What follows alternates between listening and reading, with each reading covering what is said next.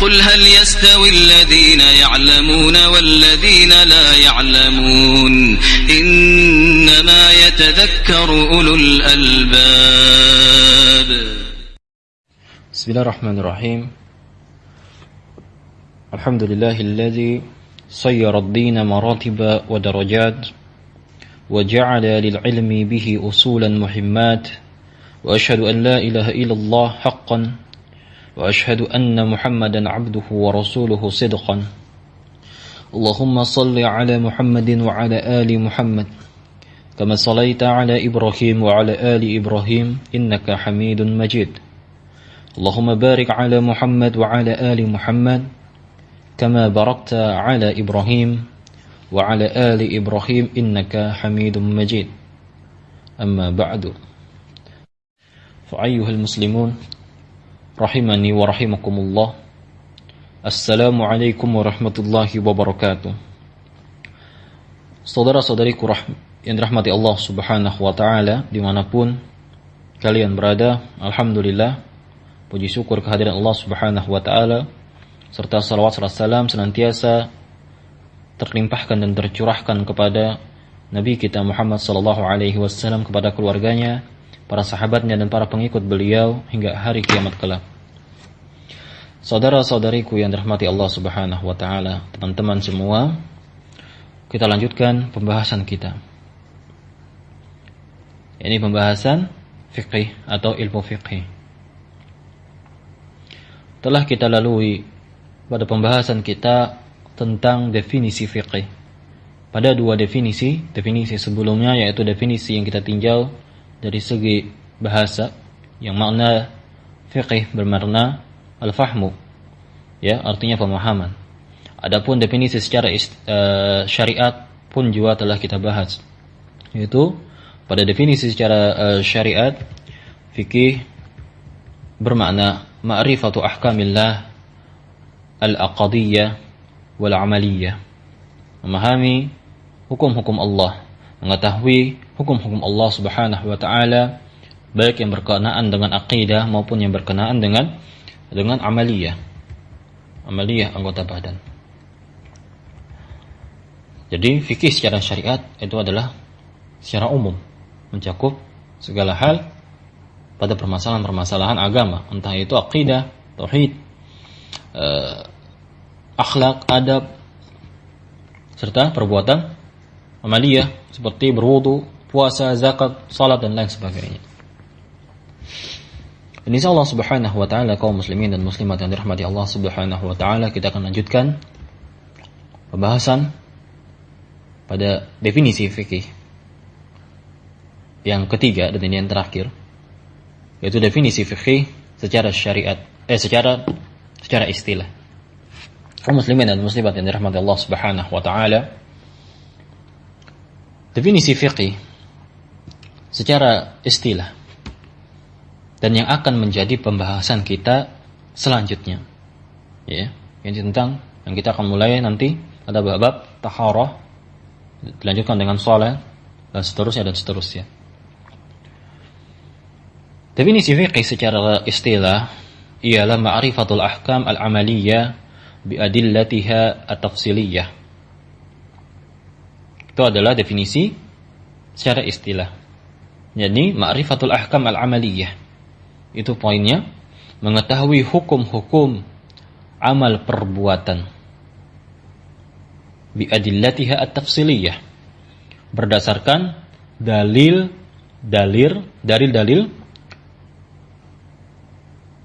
amal perbuatan itu atau hukum amal perbuatan itu secara terperinci.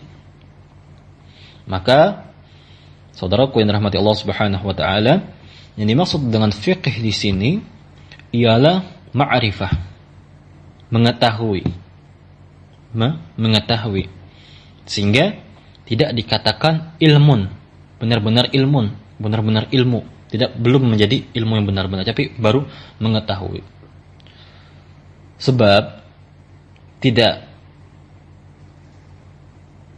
terbatas memang hanya kepada ilmu, karena fikih juga bisa berupa ilmu, bisa berupa zon, persangkaan persangkaan kuat, ya, persangkaan kuat.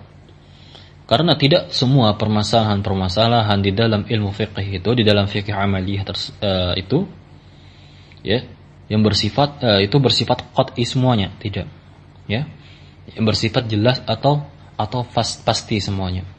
Sebagaimana pastinya bahwa sholat 5 waktu sehari semalam dari fajar, ya, dari subuh sampai isya itu adalah wajib, ya, itu adalah pasti, diketahui secara pasti, diketahui secara qat'i, ya. Tapi banyak juga perkara-perkara di dalam pembahasan fikih yang tidak qat'i, terlebih dalam pembahasan kontemporer nantinya, yang tidak ditemukan dalil yang spesifik pada pembahasan tersebut, ya. Jadi banyak pembahasan di dalam fikih tersebut, dalam permasalahan fikih ini yang sifatnya ijtihadiyah, ijtihadnya seorang yang berijtihad, seorang mujtahid. Yang terkadang sebagian orang itu tidak sampai pada derajat keyakinan yang pasti, ya, keyakinan yang pasti pada suatu permasalahan, ya, dia tidak memutlak bahwa ini pasti seperti ini, tidak, kadang-kadang, ya, pada sebagian pembahasan. Namun kaum muslimin dan muslimat yang dirahmati Allah Subhanahu wa taala, tentu saja Allah Subhanahu wa taala tidak membebankan suatu jiwa, ya, tidak membebani seorang hamba, melainkan seorang hamba itu pasti ia mampu untuk menanggungnya, ya, untuk menanggungnya. Sebab apa? Sebab Allah Subhanahu wa taala berfirman, la yukallifullahu nafsan illa wus'aha. Allah tidak akan membebani seseorang melainkan sesuai dengan kadar kesanggupannya. Saudara-saudariku yang dirahmati Allah Subhanahu wa taala, kemudian pada pengertian ini juga menyatakan kepada kita bahwa fikih di sini atau ilmu fikih hanya tersegmentasi pada hukum-hukum yang berkaitan dengan perbuatan-perbuatan lahiriah seorang hamba. Maka dalam definisi istilah ini, ya, pengertian fikih secara istilah ini tidaklah termasuk di dalamnya hukum-hukum yang berkaitan dengan akidah, keyakinan atau tauhid, ya. Meskipun pembahasan ini termasuk ke dalam ranah fikih, ya, jika ditinjau melalui definisi fikih secara syariat, secara umum, ya, pada definisi syariat sebagaimana telah kita bahas. Jadi kemarin itu adalah pembahasan fikih secara umum, ya. Dan hari ini kita kerucutkan pembahasan tersebut kepada apa yang disebut sebagai fikih di dalam ilmu agama secara istilah, ya. Apa yang disebut ketika kita mengatakan pelajarilah ilmu akidah dan pelajarilah ilmu fikih, ya. Itu yang ilmu fikih di sini apa maknanya? Ini yang kita jelas, yang kita bahas. Saudara-saudariku yang dirahmati Allah Subhanahu wa taala, dikatakan pada definisi istilah ini bi adillatiha at-tafsiliyah, berdasarkan argumentasinya atau dalil-dalilnya yang terperinci. Maka dengan pengertian ini membedakanlah antara ilmu fikih dengan ilmu usul fikih, karena ilmu fikih dan ilmu usul fikih dua ilmu yang berbeda, ya. Di mana cabang ilmu usul fikih itu tersebut dia membahas dalil-dalil secara umum, dan ilmu fikih pula membahas dalil-dalil, ya. Sebagaimana ilmu usul fikih membahas dalil, namun secara umum ilmu fikih sendiri tanpa ada usulnya, ya, itu membahas juga dalil-dalil, ya. Makanya kita katakan seorang muqallid, seorang yang taklid kepada seseorang lainnya, tidaklah disebut sebagai seorang yang faqih, seorang yang memahami, benar paham, ya, seorang yang faqih. Sebab apa? Sebab dia tidak mengetahui hukum-hukum suatu permasalahan di dalam permasalahan ibadah, ya, atau muamalah berdasarkan dalil-dalilnya. Jadi dia tidak mengetahui hukum-hukum itu melalui dari dalilnya, tapi melainkan kesimpulan yang disimpulkan oleh seseorang yang dia ikuti, ustadznya misalkan, atau imam misalkan, ya, atau dari buku misalkan. Berarti dia muqallid, dia taklid. Kalau dia tidak memahami, menggali berdasarkan dari sumber-sumbernya, yakni Al-Quran dan Sunnah, dan akan kita bicarakan nantinya sumber-sumber ilmu fikih tersebut insyaallah pada kesempatannya. Jadi seorang muqallid tidak kita katakan sebagai seorang yang faqih, karena tadi alasannya karena dia tidak mengetahui hukum-hukum dengan dalil-dalilnya. Dia tahu bahwa apa misalkan salat menghadap sutrah itu adalah sunnah, tapi dia tidak mengetahui dalil-dalilnya apa yang mendukung argumentasi sunnah tersebut. Dia tidak mengetahui hal tersebut, ya. Dia taunya cuman kalau wudu baca bismillah, ya, tapi dia tidak mengetahui dalilnya. Tidak mengetahui dalilnya. Apa dalil daripada ini wudu membaca bismillah sebelum wudu, ya, maka dia disebut sebagai muqallid, dia taklid, dan dia tidak disebut sebagai seorang yang faqih. Dan hal inilah yang disepakati oleh para ulama, bahwa tidaklah seseorang disebut sebagai ahli ilmu fikih apabila ia seseorang tersebut tidak disebut sebagai ahli fikih kalau dia tidak mengetahui dalil-dalil dari hukum-hukum permasalahan. Dia akan disebut sebagai ahli fikih apabila ia telah mengetahui dalil-dalil dari hukum-hukum permasalahan yang ada, ya. Sebagaimana hal ini dinukilkan oleh Al-Imam Ibnu Abdul Barr rahimahullahu taala ijma tentang perkara ini, ya, tentang perkara yang telah saya sebutkan. Nah, saudara-saudariku yang dirahmati Allah Subhanahu wa taala, dari sini dapat kita simpulkan tentang pentingnya urgennya mengetahui dalil-dalil dari suatu permasalahan. Dan apalagi seorang penuntut ilmu.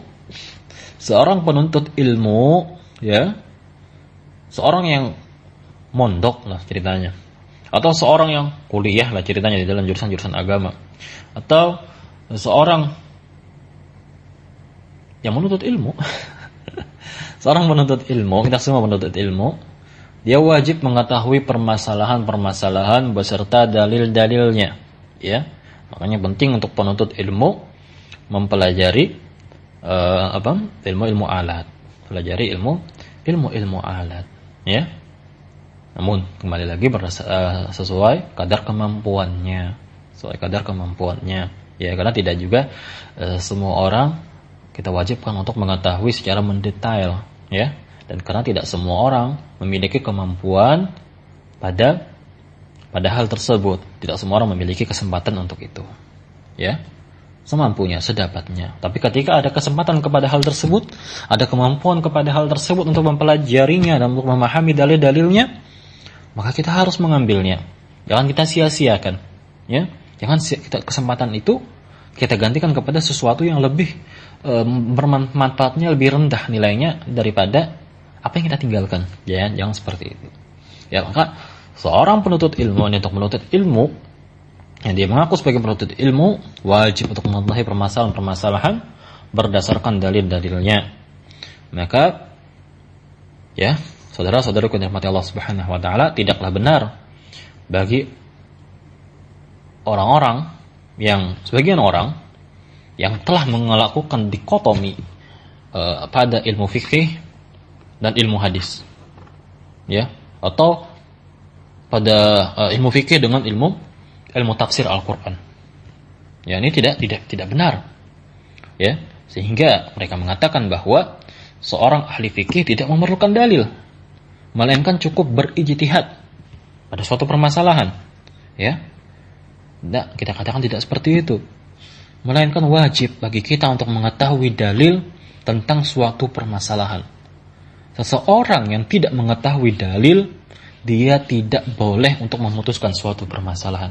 Ya, kenapa dia mengikuti suatu hal yang dia tidak memiliki ilmu tentangnya?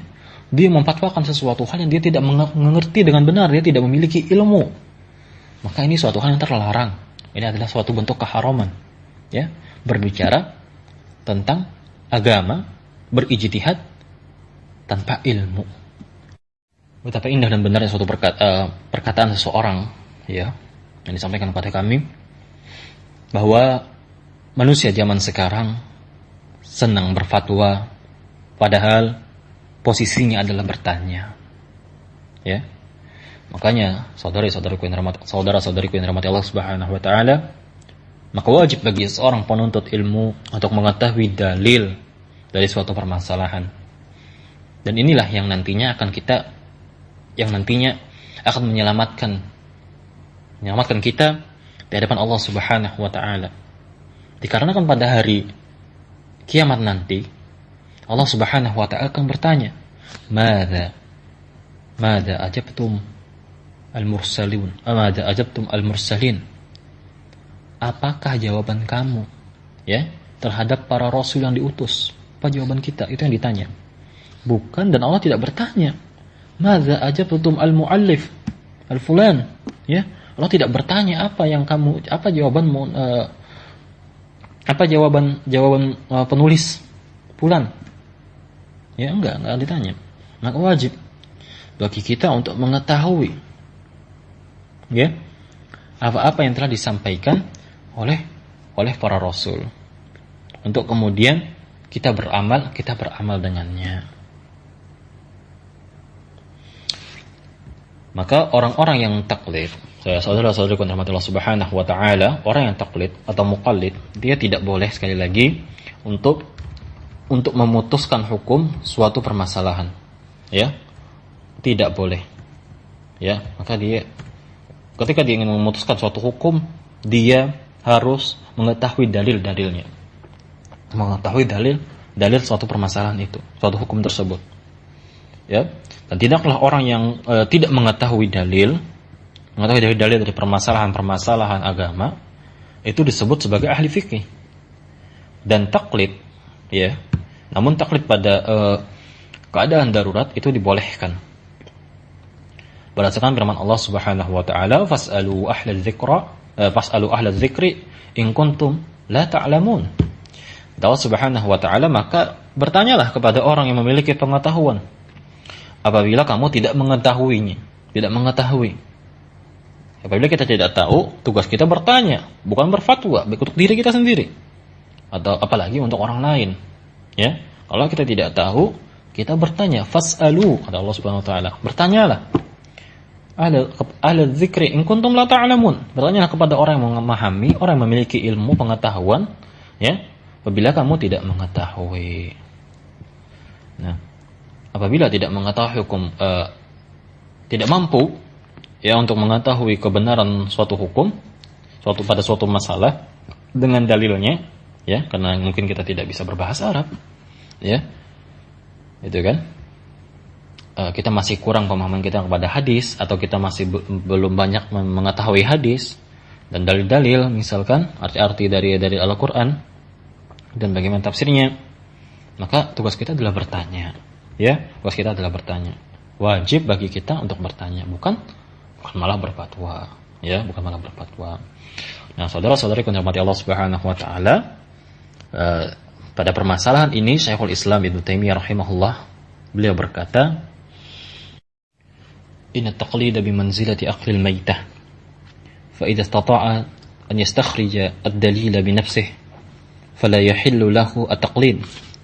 Kata Syekhul Islam Ibnu Taimiyah rahimahullah ta'ala, sesungguhnya orang yang taklid itu seperti orang yang memakan bangkai. Ya. Apabila dia mampu untuk mengeluarkan kesimpulan dari suatu dalil, maka tidak halal baginya untuk taklid. Untuk taklid. Ya. Kalau dia mampu mengeluarkan hukum pada suatu dalil, ya, maka tidak halal bagi dia untuk taklid. Terlebih apabila dia mengetahui dalil-dalil suatu hukum, ya, dan dia paham dalil tersebut, kesimpulannya A, tapi karena dia taklid kepada gurunya, taklid kepada mazhabnya, ya, mazhab A, mazhab B misalkan, yang menyelisihi dalil, lalu dia mengikuti pendapat mazhab atau pendapat ustadznya, syekhnya, ya, sedangkan dia memahami bahwa dalil tersebut pemahamannya A, tapi dia mengikuti B karena taklid, maka tidak halal baginya untuk melakukan taklid seperti itu.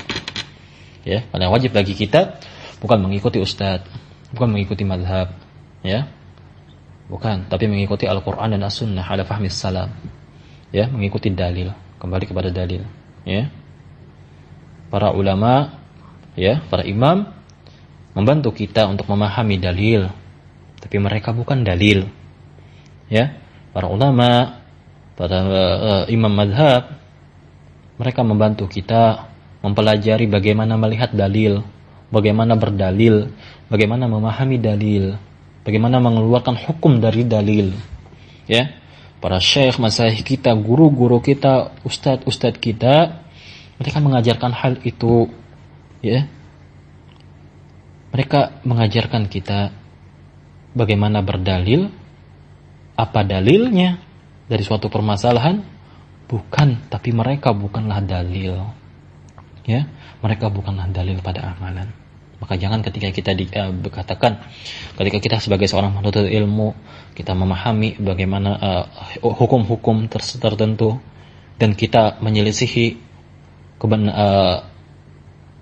kesimpulan dari suatu dalil, kesimpulan dari suatu hukum dengan dalil-dalilnya, lalu kita katakan ustadzku begini, syekhku begini, karena syekhku begini dan begini, ini pendapat syekhku, ini pendapat imamku, ya, pendapat mazhabku, maka tidak dibenarkan seperti tersebut, ya. Maka kita tidak boleh taklid. Semampu kita berusaha, ya, untuk memperdalam agama kita, ya, agar tidak selamanya kita taklid. Minimal tidak seluruhnya kita taklid. Ada pembahasan-pembahasan tertentu kita memahami dalil-dalilnya, meskipun tidak semuanya kita dituntut untuk paham, ya, untuk paham. Itu yang dapat kami sampaikan. Apapun jika terlalu panjang, ya. Jazakumullahu khairan, ya, ala husni istima'ikum. Wa sallallahu ala nabiyyina Muhammad. Wallahul muwaffiq ila aqwamit thariq, ya. Kami mohon maaf apabila ada pembahasan kami yang keliru, perkataan kami yang keliru, ya. Apabila ada pembahasan yang kurang, jika ada pertanyaan bisa ditanyakan, ya. Kalau saya tidak bisa menjawab, saya tanyakan kepada yang bisa menjawab, baik kepada teman kami atau guru-guru kami. Allahu a'lam bissawab, ya. Subhanakallahumma bihamdika astaghfiruka wa atubu ilaik. Assalamualaikum warahmatullahi wabarakatuh.